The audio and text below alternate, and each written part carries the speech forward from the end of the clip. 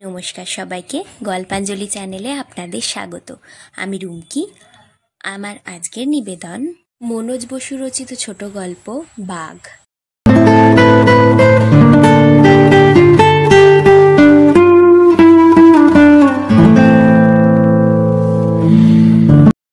বনকাপাসী গ্রামে এরকম অত্যাশ্চর্য ব্যাপার কোনোদিন ঘটে নাই।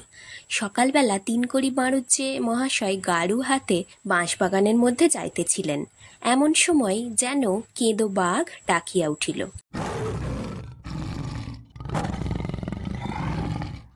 বাড়ুজ্জে গাড়ু ফেলিয়া 3 লাফে বাগান পার হইয়া রাস্তায় আসিয়া পড়িলেন।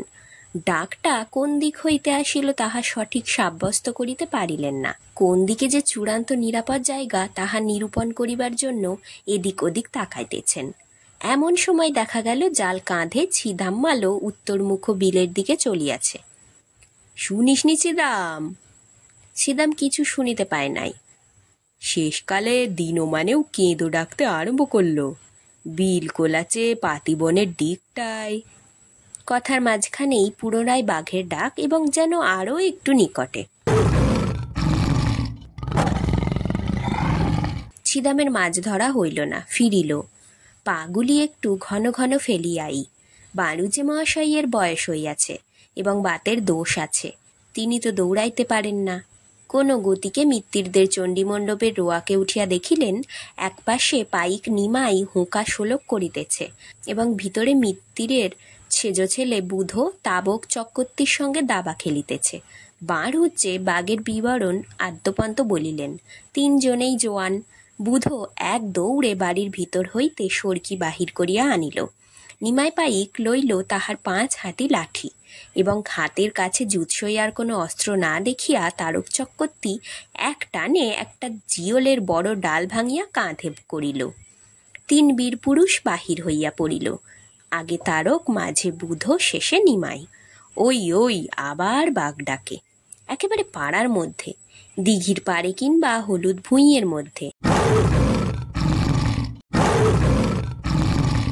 সর্বনাশ! দিন দুপুরে হইল কি? তারক পিছাইয়া পড়িল। মাত্র জিওলের ডাল সম্বল করিয়া গোয়ার তুমিটা কিছু নয়।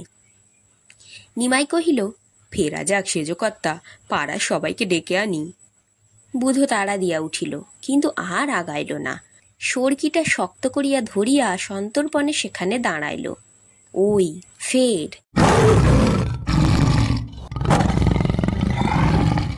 একেবারে আসিয়া পড়িয়াছে আমবাগানের আড়ালে। 10 হাতও হইবে না। বাবা রে! তারক ও নিমাই দৌড় দিল।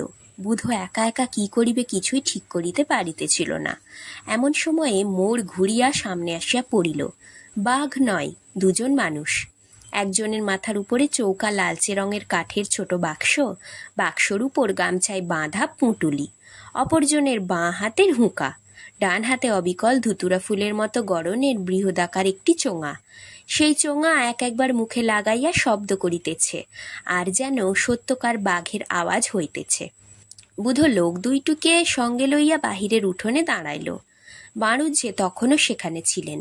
ইতিমধ্যে গ্রামের আরও 2-4 জন জুটিয়াছে। বাঘের গল্প হইতেছে। পাঠশালায় পড়িবার সময় একবার বাঁশের বাড়ি দিয়া ঘনশ্যাম মিত্তির একটা গোবাগার সামনের দাঁত ভাঙিয়া দিয়াছিল। সেই সব অনেক কালের কথা। গল্প ভালো জমিয়াছে। এমন সময় উহারা আসিল। কি আছে তোমার ওতে?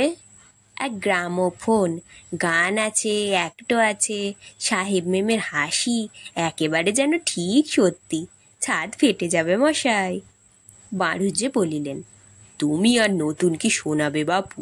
আমাদের এই গাঁয়ে যাত্রা বলো আর ঢপ কবি বৈঠকি বলো, কোনো কিছু বাকি নেই। গেলবারেও ঠাকুর বাড়ি যাত্রা হয়ে গেল। নীলকণ্ঠ দাসের দল। নীলকণ্ঠ দাসের নাম শোনোনি? হুকোবার নীলকণ্ঠ।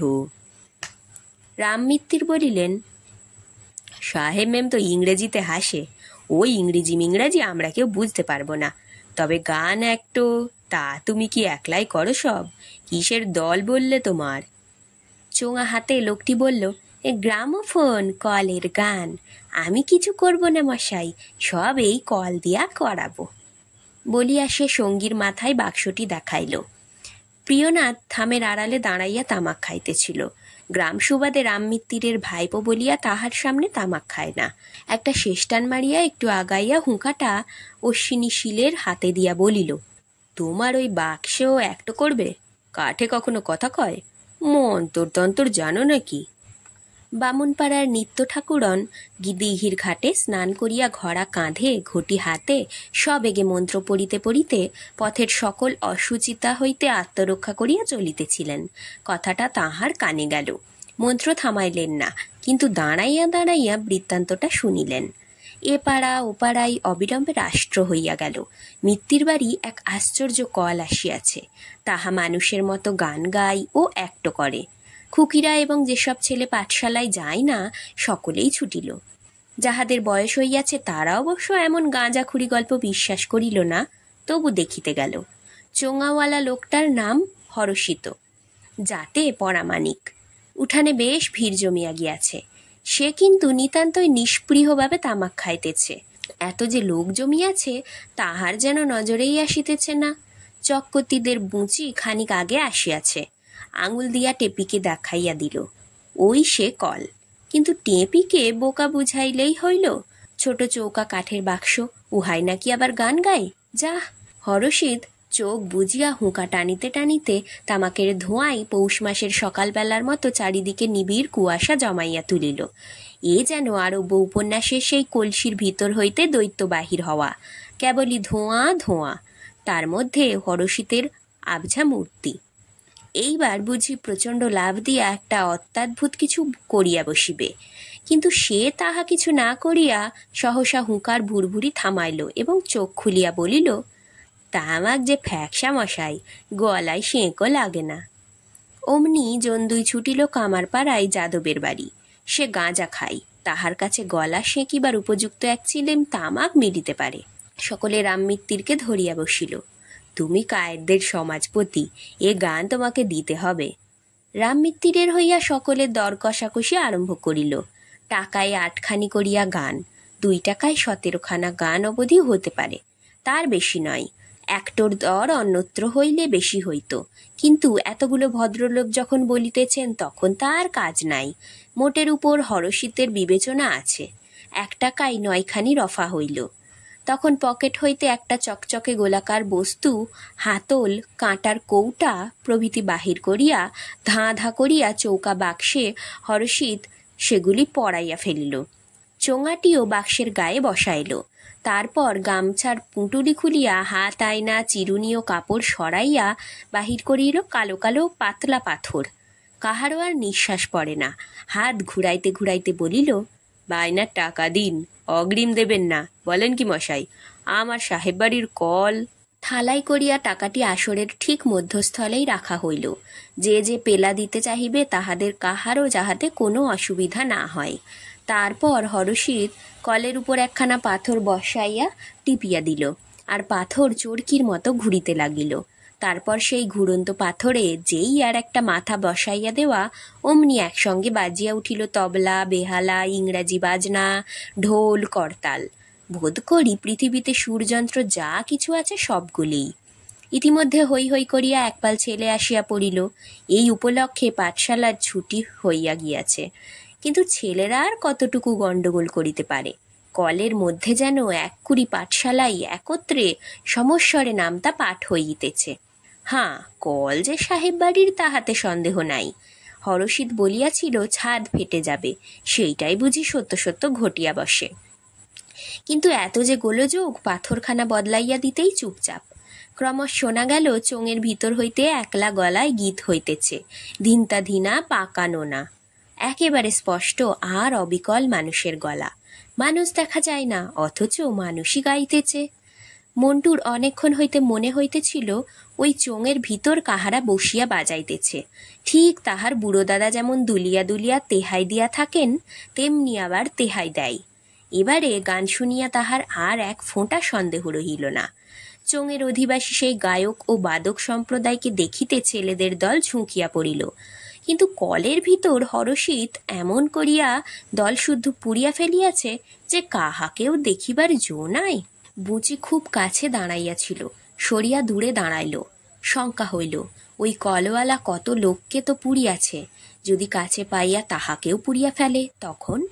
কিন্তু টেপি বুচির চেয়ে 2 বছরের বড় বুদ্ধিও বেশি। সন্দেহ প্রকাশ করিয়া বলিল, বাক্স তো ওইটুকুন মোটে, বড় বড় মানুষ কি করে থাকে? বাক্সর ও মানুষের আয়তনের তারতম্য হিসাব করিলে মনে ওই প্রকার সন্দেহের উদয় হইতে পারে বটে, কিন্তু যখন স্পষ্ট মানুষের গলা শোনা যাইতেছে তখন যেমন করিয়া এবং যত ঠাসাঠাসি করিয়াই হোক তাহারা তো আছে নিশ্চয়ই। বাঁড়ুজ্জে ঠিক সামনে বসিয়াছেন। গান বাজনার আসরে ওই স্থানটি তাহার নিত্যকালের। বনকাপাসিতে কত মজলিস হইয়া গিয়াছে, কিন্তু এমন ওস্তাদ তো একজন আসিল না যে 3 কড়ি বাঁড়ুজ্জের পায়ের ধুলা না লইয়া চলিয়া যাইতে পারিল। আগা ঘোড়া সভাশুদ্ধ লোক বিমুগ্ধ হইয়া শুনিতেছে। কেবল রাম মিত্তির বলিলেন, গলায় মোটে দানা নেই, দেখছো বাড়ুজ্জে? যতই হোক টিনের চোঙ আর কাঠের বাক্স তো। কে একজন নেপথ্যে মন্তব্য করিল, সকালবেলা এই খরচ আনতো, মিত্তির মশাইয়ের গায়ে জ্বালা কিছুতে মরছে না। রাম মিত্তিরের সঙ্গে বাঁড়ুজ্জের মিতালি সেই নকুল গুরুর কাছে পড়িবার সময় হইতে। কলের গানের জন্য সকলে ধরিয়া পড়িয়া রাম মিত্তিরের 1 টাকা খরচ করাইয়া দিল, সেজন্য মন খারাপ আছে নিশ্চয়ই। কিন্তু বাঁড়ুজ্জের কেমন মনে হইল রাম তাহাকে খোসামত করিয়াই গানের নিন্দা করিতেছে, টাকার শোকে নহে।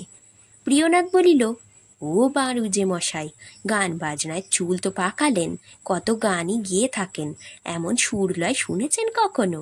নাপতের পো ডাকিনী সিদ্ধ, অপসরি কিন্নরি ধরে এনে গান গাওয়াচ্ছে যেন। গানের পর গান চলিল। একটা গানের এক জায়গায় ভারী তানের প্যাঁচ মারিতেছিল। অশ্বিনী শীল অকস্মাৎ উচ্ছ্বাস ভরে বলিয়া উঠিল, কি কল বানাইয়েছে সাহেব কোম্পানি! দেবতা দেবতা, ব্রহ্মা বিষ্ণুর চেয়ে ওরা কম কিসে?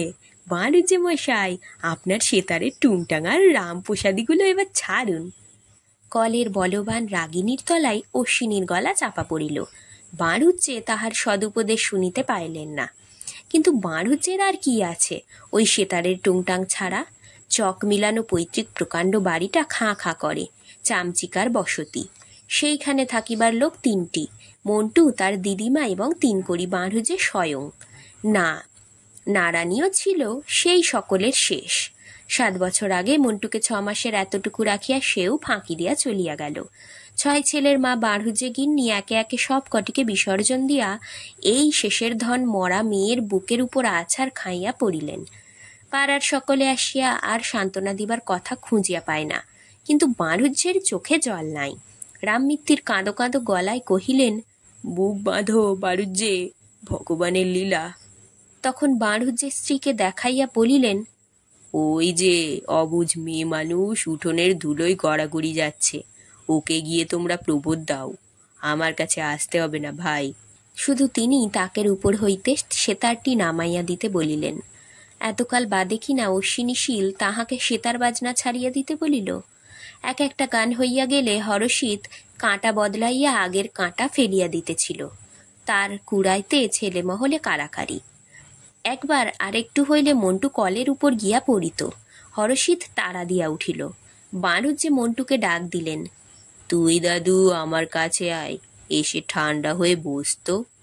নারায়ণ সেই 6 মাসের মন্টু এখন কত বড় হইয়াছে, কিন্তু মন্টু আসিল না। উহার অনেক কাজ, কাঁটা কুড়ানো তো আছেই, গানও লাগিতেছে বড় ভালো। তাছাড়া চোঙের ভিতর বসিয়া যে গায়ক গাহিতেছে তাহার মূর্তি দর্শন সম্বন্ধে একেবারে নিরাশ হইবার কারণ এখনো ঘটে নাই। যখন ভালো করিয়া বুলি ফুটে নাই, বাঁড়ুজ্জে তখন হইতেই মন্টুকে তবলার বোল শিখাইতে আরম্ভ করিয়াছিলেন। রোজ সন্ধ্যায় রাম মিত্তির প্রভৃতি 2-4 জন বাঁড়ুজ্জে বাড়ি গিয়া বসেন। শ্রাবণ মাসে বৃষ্টি বাদলা একদিন এমন চাপিয়া পড়ে যে কেহ বাড়ির বাহির হইতে পারে না। না পারুক তাহাতে এমন কিছু অসুবিধে ঘটে না। সেদিন মন্টুর সেতার শিক্ষা আরও বিপুল উদ্যমে চলে, ভারী তাল কাটে। লজ্জা পাইয়া মন্টু বলে, বুড়ো দাদা আজ আর হবে না, ঘুম পাচ্ছে। কিন্তু ঘুম পাইলেই হইল? লাউয়ের খোলের ভিতর হইতে সুর আদায় করা সোজা কর্ম নয়। অশ্বিনীশীল বনকাপাসির সুবিখ্যাত সংকীর্তনের দলে খোল বাজাইয়া থাকে। উল্লসিত হইয়া পুনশ্চ সে বলিয়া উঠিল, আজই বাড়ি গিয়ে খোলের দল ছিঁড়ে খড়মে লাগাবো, মরি মরি, কি কীর্তনটাই গাইল রে, আমাদের গানের পরে আজ ঘেন্না হয়ে গেল। রামমিত্তির ক্ষীণ আপত্তি তুলিয়া বলিলেন, মন দিয়ে শুনেছ বাড়ুজ্জে, অন্তরার দিকটায় তালে গোলমাল করে গেল না। বলিয়াছিল বটে আমির খাঁ ওস্তাদ, বাড়ুজ্জে বাবুর কান ডালকুত্তার মাফিক।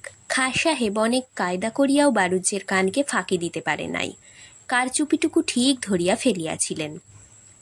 দিল্লিওয়ালা আমির খাঁ অবধি ভুল করিতে পারে, কিন্তু এই অত্যাশ্চর্য কাঠের বাক্সের গানে এক বিন্দু খুঁত ধরিবার জো নেই। রামমিত্তির তালের কিছু বোঝেন না, তিনি ভুলের কথা বলিলেন, কিন্তু জানিয়া শুনিয়া বাড়ুজ্জে কি ভুল ধরিবেন। বিকালেও আর একবারই বায়না কামারপাড়ায়, মন্টু শুনিতে গিয়াছে। বাড়ুজ্জের মাথাটা কেমন টিপটিপ করিতেছিল বলিয়া যাইতে পারেন নাই। আধ ঘুমের মধ্যে বাড়ুজ্জের মনে হইল কে যেন আসিয়া কপাল টিপিয়া দিতেছে আর ডাকিতেছে, বাবা। মেজ ছেলে মানিকের গলা না? 10 বছরেরটি হইয়াছিল, গোয়ালঘাটার বড় স্কুলে পড়িতে যাইত, কিন্তু মানিক নয়, মানিক গিয়াছে ঘুড়ি উড়াইতে। নারানি নারানি নারানি ডাকিতেছে, বাবা বা গিয়েছে, খোকাকে ধরল যে। নারানি মাথা খুঁড়িয়া মরিতেছে, ঘরের মধ্যে বাঘ। সেতারের তাল কাটিয়া গেল। মারো সেতারের বাড়ি বাঘের মাথায়, মারো মারো। মন্টুকে ছাড়িয়া বাঘ সেতার কামড়াইয়া ধরিল, তার ছিঁড়িল, চিবাইয়া চিবাইয়া আগা গোড়া একেবারে তছনছ। তা যাক, মন্টু কই? মন্টু মন্টু। বাড়ুজ্জে বিছানায় উঠিয়া বসিয়া ডাকিলেন, মন্টু। মন্টু গান শুনিয়া ফিরিয়াছে, তাহার আর আনন্দ ধরিতেছিল না। বলিল, বুড়ো দাদা, তুমি গান শুনলে না? আমরা শুনে এলাম 2 টাকার গান, এবেলা আরো খাসা খাসা। তুমি অমনি ভালো করে গান গাও না কেন দাদা? বাড়ুজ্জে কহিলেন, ভালো গাইনে। মন্টু ঘাড় নাড়িয়া বলিল, না, তুমি গাও ছাই, বুধো কাকারা বলেছে। বাড়ুজ্জে একটুখানি চুপ করিয়া রহিলেন। তারপর যেন কত বড় রসিকতার কথা প্রবল বেগে হাসিতে হাসিতে বলিলেন, জানিস নে ও মন্টু, জানিস নে, ও যে কোম্পানি বাহাদুরের কল, ওর সঙ্গে পাল্লা দিয়ে আমি পারি। গোটা জেলাটা জুড়ে ওদের রাজ্যি, আর আমি ব্রহ্মোত্তরের খাজনা পাই মোটে 51 টাকা 7 আনা। বলিতে বলিতে সেতারটা পাড়িয়া লইলেন। মন্টু বলিল, সেতারে কত ঝঞ্ঝাট, কলের গান আপনা আপনি বাজে, আমাকে একটা কলের গান এনে দিতে হবে। বাড়ুজ্জে বলিলেন, দেব, বুঝলি দাদু, কলের গান দেব, আর সেই সঙ্গে কলের হাত পা নাক চোখওয়ালা একটা নাদ বউ, কি বলিস? বলিতে বলিতে গলাটা কেমন বুঝিয়া আসিল, তবু বলিতে লাগিলেন, ওস্তাদের কত গালাগালি খেয়েছি, সরস্বতী ঠাকুরনকে কত চিনির নৈবেদ্য খাইয়েছি, এখন আর কোনো ঝঞ্ঝাট নেই। তোরা যখন বড় হবি মন্টু, ততদিনে সরস্বতী, দুর্গা, কালী, শালগ্রামটা পর্যন্ত কলের হয়ে যাবে। খুব কলের পুজো করিস। সন্ধ্যা গড়াইয়া যাই। আজ বাড়ুজ্জে বাড়ি কেহ আসে নাই, মন্টুও নাই। কেবল রামমিত্তিরের খড়মের ঠকঠকি সিঁড়িতে শোনা গেল। কি বাড়ুজ্জে, একা একা খুব লাগিয়েছ যে, সুরটা পুরবি বুঝি? বাড়ুজ্জে তদগত হইয়া সেতার বাজাইতেছিলেন। বলিলেন, দোসর কোথায় পায় ভাই, চাঁদা তুলে ঠাকুর বাড়িতে আবার কলের গান দিচ্ছে, মন্টু গেছে সেখানে, একা একাই বাজাচ্ছি, কেমন লাগছে বলো তো? রামমিত্তির বলিলেন, এখন রেখে দাও, এসব তো রোজ শুনবো, চলো ঠাকুর বাড়ি যাওয়া যাক। বাড়ুজ্জেকে লইয়া রামমিত্তির ঠাকুর বাড়ির আসলে বসিলেন। হরশীতের কলের ইতিমধ্যে 2খানি গান সারা হইয়া একটো শুরু হইয়াছে। কি করিলি অবোধ বালিকা, সুধাশ্রমে হলাহল করিলি যে পান। চেহারা তো দেখা যায় না, তবে হাঁ, গলা শুনিয়া একথা স্বচ্ছন্দে বলা চলে যে বক্তা ভীম। রাবণ বা অন্ততপক্ষে তস্যপুত্র মেঘনাথ না হইয়া যায় না। বাড়ুজ্জে পড়িলেন, তুমি বাপু একখানা পুরবি বাজাও তো। হরশীত ঘোর প্যাঁচের মানুষ নয়, জবাব সোজা করিয়াই দিল, হুকুম টুকুম চলবে না মশাই, যা বাজাই শুনে যান, আমার সাহেব বাড়ির কল। অতএব সাহেব বাড়ির কলের যেরূপ অভিপ্রায় হইল, বনকাপাসীর সমুদয় শ্রোতা তটস্থ হইয়া তাহা শুনিতে লাগিল। ইহা আমির খাঁ ওস্তাদের মজলিস নয় যে ফরমায়েশ খাটিবে। অকস্মাৎ ঘটর ঘটর ঘ্যাস, গান থামিয়া গেল। কলের কোথায় কি কাটিয়া গিয়াছে। এতগুলি শ্রোতা বিরস মুখে বসিয়া রহিল। যন্ত্রপাতি বাহির করিয়া হরষিত কাঠের বাক্সটা খুলিয়া আলগা করিয়া ফেলিল। কলের ভিতর মানুষ নাই, কেবল লোহালক্কর। হরষিত অনেক চেষ্টা করিল, কিন্তু মেরামত হইল না। তখন থালা হইতে বায়নার টাকা ও পেলার পয়সা তুলিয়া লইয়া উল্টা গাঁটে ভালো করিয়া গুঁজিয়া সে বলিল, রাত্রিরে আর নজর চলে না মশাই, সকালেই ঠিক করে বাকি গানগুলো শুনিয়ে দেব। কিরূপা করে মশাইরা সকলে পদ্মধূলি দেবেন। ঠাকুরবাড়িতে গ্রামস্থ সকল মহাশয়ের সকালে যথাসময়ে ভিড় হইল, কিন্তু হরষিত নাই, কলের গান নাই, এমনকি নিত্য ঠাকুরনের পিতলের ঘটিটিও নাই। জল খাইবার জন্য হরষিতকে ঘটিটি দেওয়া হইয়াছিল।